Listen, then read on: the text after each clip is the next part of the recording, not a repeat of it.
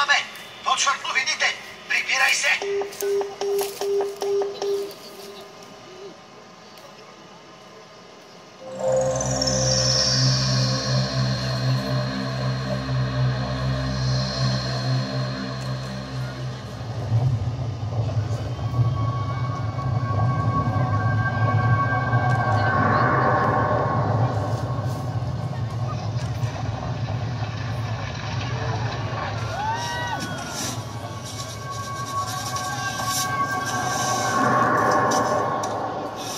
Кой съм аз ли?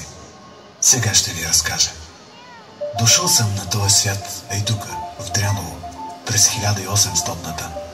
Сирак останах без баща, още 3 годишен. Та на 10 майка ми ме глави чирак при един майстор тревненец. На 17 вече учех как се дяла камък при майстори от Корче.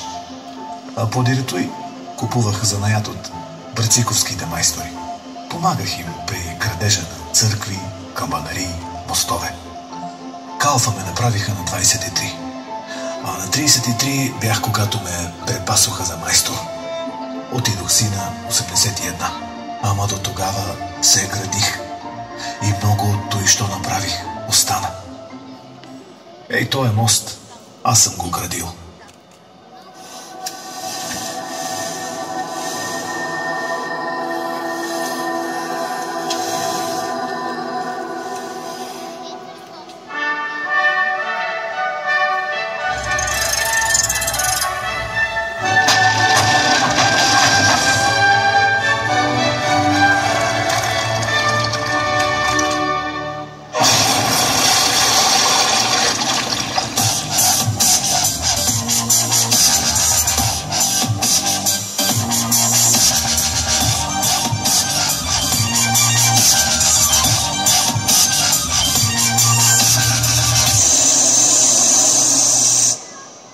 Добра работа сте свършили. Аз колсо. Аз с пола и сега няма да ви река. Ще ви го рекат децата ви един ден. Че тая работа за тях е да знаят корените си. Че корен нямаш ли, плод не връзваш. И аз така, каквото можах, направих. Мостове градих, дето да събират човек с човека. И манастири, дето да го събират с Бога. И чешми, дето отоляват жаждата на тялото. И храмове, че да отолява жаждата си и душата. И кули за часовници, че хората все искат да уловят времето, да си подредят нещата на според него. Ама времето кой може го хвана? Него го няма.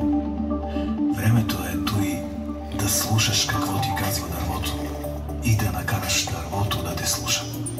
И камъкът, и пръста, и водата. Да станеш едно с градежа и да го градиш тъй, че да остане.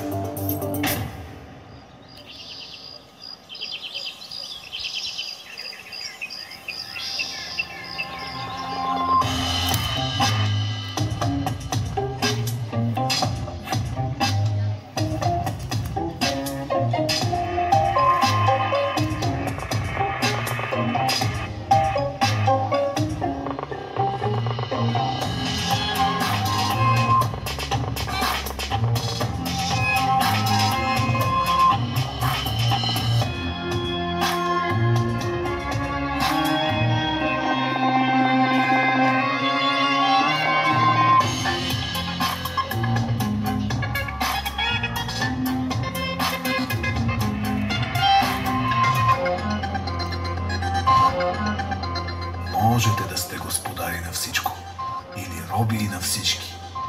От вас си зависи. Ама помежду си не градете толкова с довари, дето да ви делят, ами повече мостове да ви събират.